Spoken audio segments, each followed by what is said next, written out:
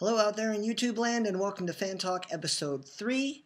I am your host, author M.L.S. Weech. Just a quick shout out, my new book, Caught, is officially available for pre-order on Amazon only for 99 cents up until its official release and a little bit beyond that. But enough about me. I went home for the holidays, that's why you didn't see me last week.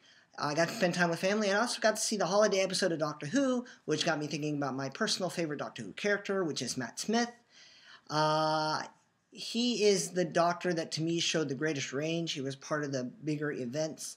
He was just fun to watch. And a lot of his episodes are some of my favorite of all time. And what I wanted to do was my 5 favorite episodes starring the 11th Doctor, or if you, depending upon how you count it, the 12th Doctor with the War Doctor in there somewhere. It's wibbly-wobbly, timey-wimey, and who knows what's going on. But with that being said, I want to go over my top 5 11th Doctor Who episodes. And first off on the list is 11th Hour, the introduction of Matt Smith. He had a little bit at the season finale when we said goodbye to David Tennant, but his introduction to the world was indeed the 11th Hour. The 11th Hour is the episode I tell everyone who's never seen Doctor Who before. I tell them to watch that episode. That doesn't mean that I don't appreciate David Tennant. It doesn't mean that I don't appreciate Christopher Eccleston, but for my money, if you watch 11th Hour and you don't like Doctor Who, I don't know that there's an episode you're going to watch that you're going to enjoy. Feel free to disagree with me on that, but most people who I've gotten addicted, and since my friends have introduced it to me, and I've introduced several other friends to it, I've never gone wrong. If you watch 11th Doctor, you're a huge fan of it. The episode itself isn't that stunning, but it does a lot of foreshadowing. In fact, it foreshadows all the way from Silence Will Fall, all the way up into the Day of the Doctor, depending upon how you view the events in the series and in that particular episode. But the reason why it's special to me is I was a big David Tennant fan. I didn't think that anyone could top David Tennant. I didn't know that Matt Smith would overcome him as my favorite Doctor of all time. But what happened is in that episode, he wins over Amelia Pond. And when he wins over Amelia Pond, he won me over. I'm an uncle. I have lots of nieces and nephews. I'm very protective of them. So the idea of this man showing up just when Amelia needed him and protecting her from the monster in her house, that really resonated with me. It's kooky, it's zany, it's everything Matt Smith is going to be throughout the whole episode, from his arrogance and his confidence all the way to how vulnerable he can be. And it's just a great episode overall. So that's why it's my 5th favorite of all time. And believe it or not, 4, 3, 2, and 1 all were very hard for me to separate because I love them all just about equally, but I got to find some way to rank them. So for me, number 4 was the combination 2-part episode, the Pandorica Opens and the Big Bang. For me, the biggest draw to the Pandorica Opens was when the Doctor gave a speech to all the aliens that are surrounding him at the moment.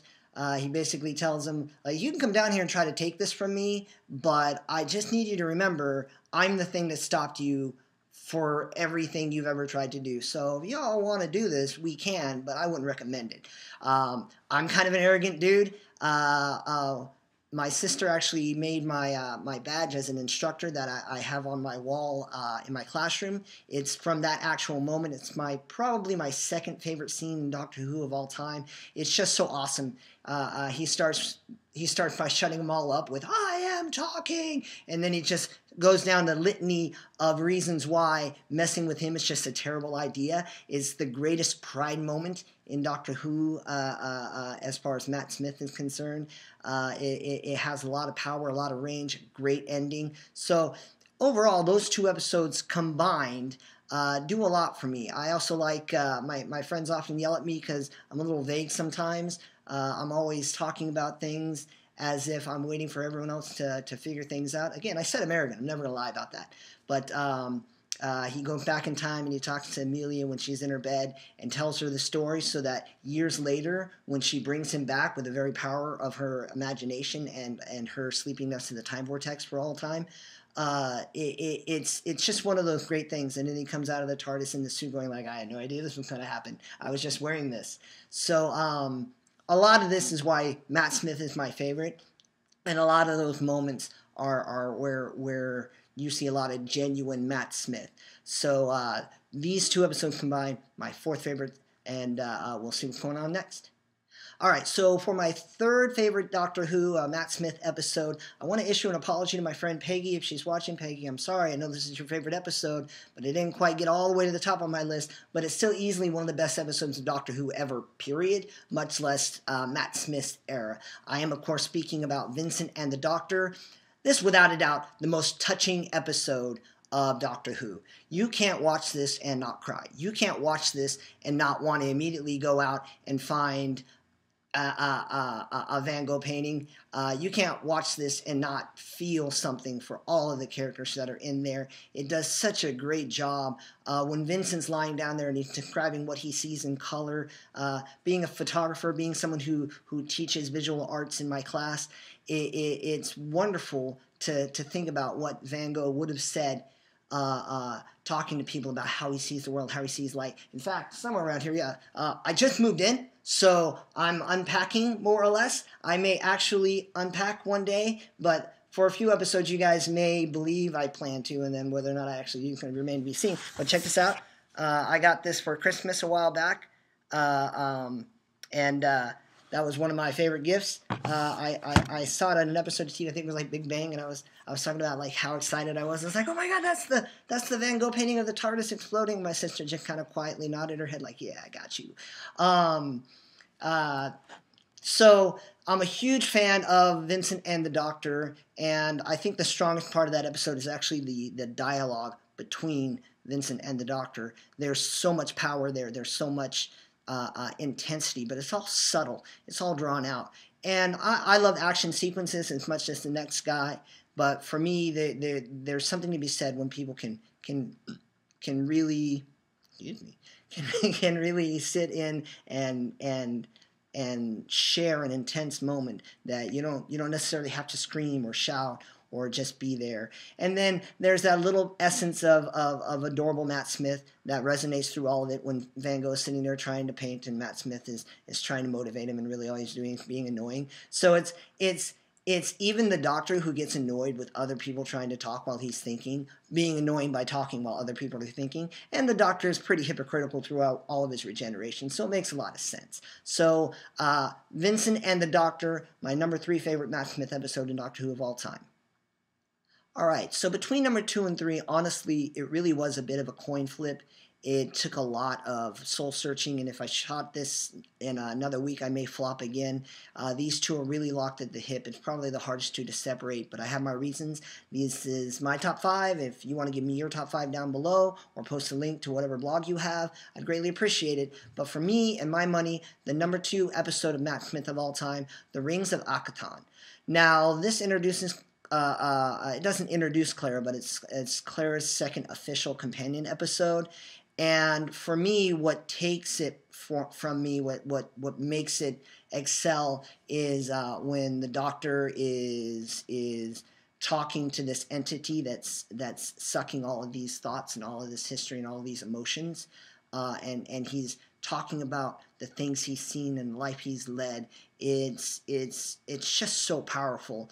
And just like with Vincent and the Doctor, I can't watch that scene and not get a little teary-eyed. I'm as manly man as the next guy comes, but when that scene goes on, Matt Smith performs it so beautifully. It's so believable. This is a man who's had to give up way more than he's ever earned in his life, or received in his life, and he's being confronted with that in a moment when he's not sure what's going to happen next.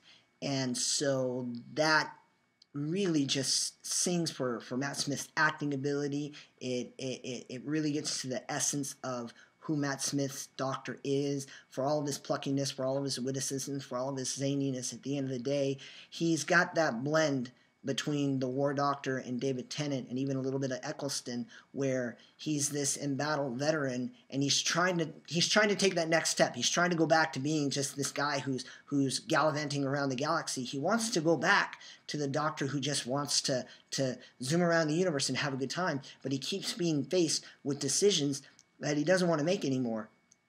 And that, for me, is what's communicated in that soliloquy that he has near the end.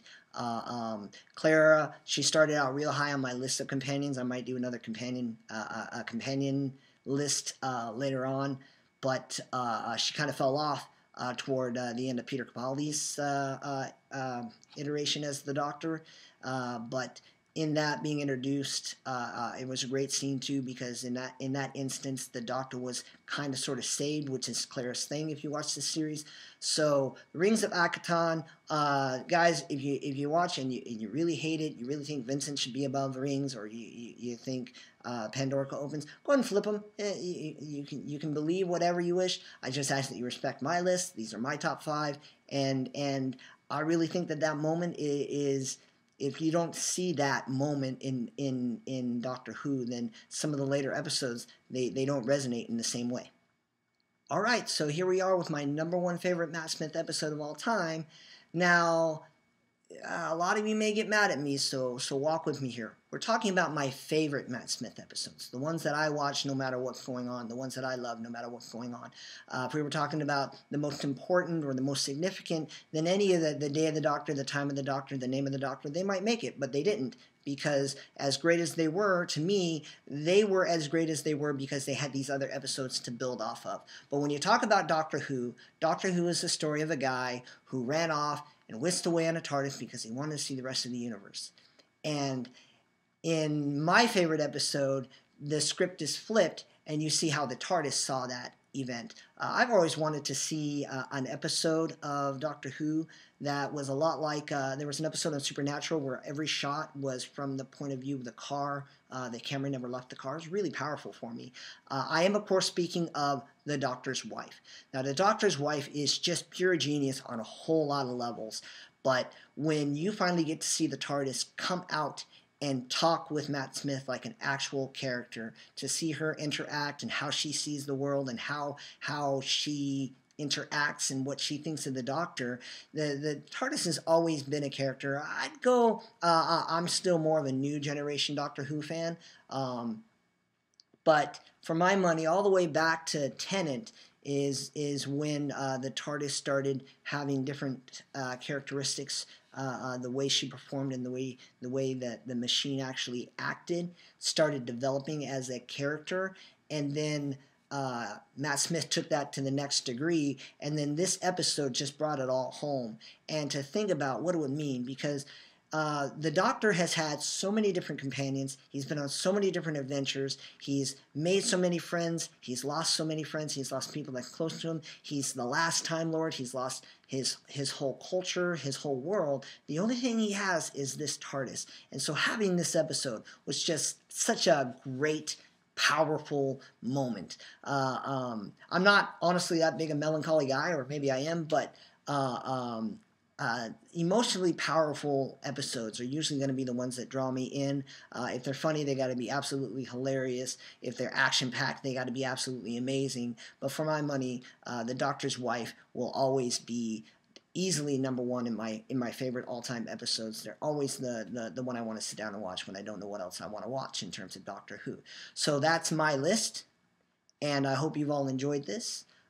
For a little different take on my world. To find out more about pre-orders for COD or more of what I'm doing as an author, please feel free to visit my blog at mlsweech.wordpress.com, or you can shoot me an email. Let me know what you think. It's at mlsweech@gmail.com. I hope you've enjoyed it, and I'll see you next week.